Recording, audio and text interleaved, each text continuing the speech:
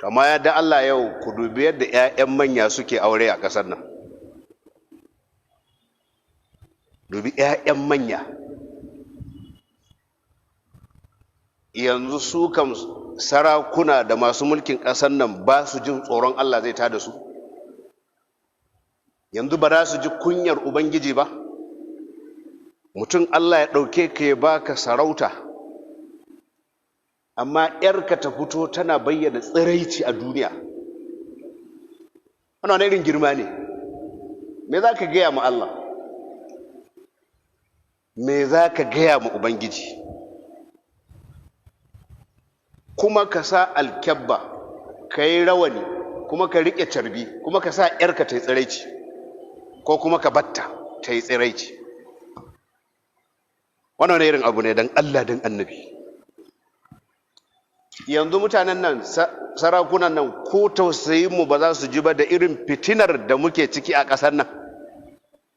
Ko na yaudara ma a ce za a yi ma Allah a suturta a ji tsoro saboda ƙasar ta zauna lafiya, ba za a yi wannan ba.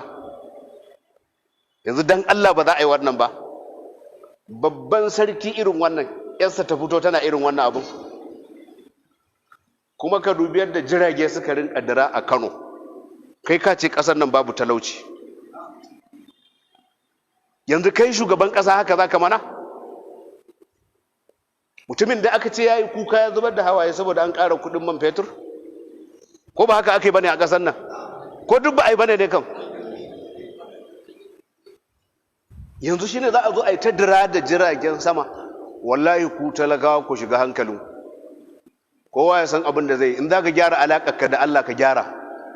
Ifunka banza akan mutanen nan. Ifunka banza akan mutanen nan. Billahi lazi ina gaya ma. Ifunka banza.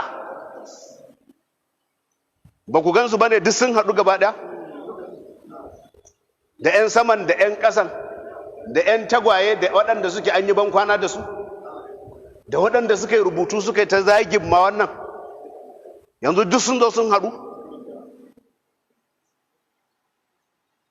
Kuma wallahi har da rawani na yaudara. Wani yaro ko shine zai auren ba a sani ba, har da rawani ko shine ba a sani ba, saboda yaudarar mutane.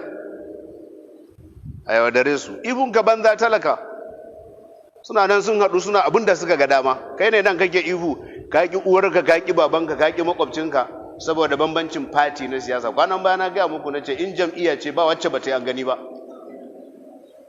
sai dai in za ku ɗauko jam'iyyar mala'iku kuma ba